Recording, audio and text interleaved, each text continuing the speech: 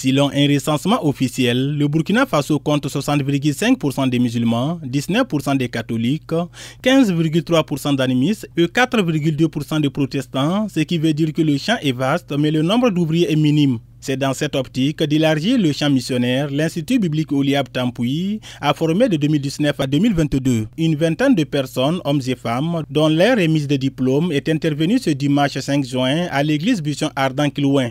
Bon, vraiment, c'est une grande joie qui m'anime ce soir parce que 3 ans d'études, vraiment, bon, c'était pas facile, mais on a bravé tout ce qu'il faut pour pouvoir vraiment suivre le cours jusqu'à faire les 3 ans.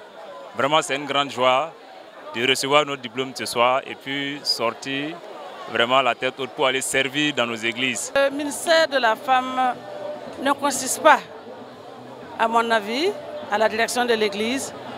Mais même au temps de Jésus, les femmes ont été très utiles dans le ministère de Jésus. Et de nos jours, moi je pense qu'à l'église, la femme a sa place et peut soutenir efficacement l'église. Le directeur de l'Institut biblique Oliab Tampoui invite les lauréats à s'engager dans leurs églises. Je pense qu'il y a un défi devant eux qui doivent relever, comme le prédicateur l'a souligné tantôt. Et donc la moisson est grande et il y a peu d'ouvriers.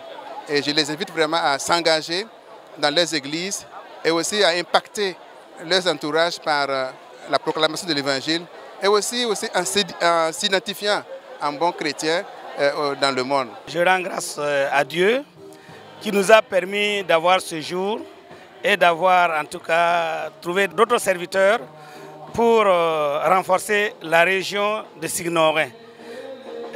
À l'intention de tous ceux qui sont venus à cette manifestation, je les remercie beaucoup et dire que vraiment je suis dans la joie, dans une joie immense que je ne peux même pas estimer, de voir que le Seigneur en tout cas a pourvu encore à notre région. Quant au coordonnateur national de l'Institut biblique Oliab, il invite les lauréats à rester anonymes, humbles et surtout serviables dans leurs églises. Il souligne aussi, pendant la prédication qu'il a donnée, que les temps sont mauvais, d'où le peuple de Dieu doit se préparer. Dieu a dit à Amos, le prophète Amos, d'annoncer aux enfants d'Israël de se préparer pour le rencontrer.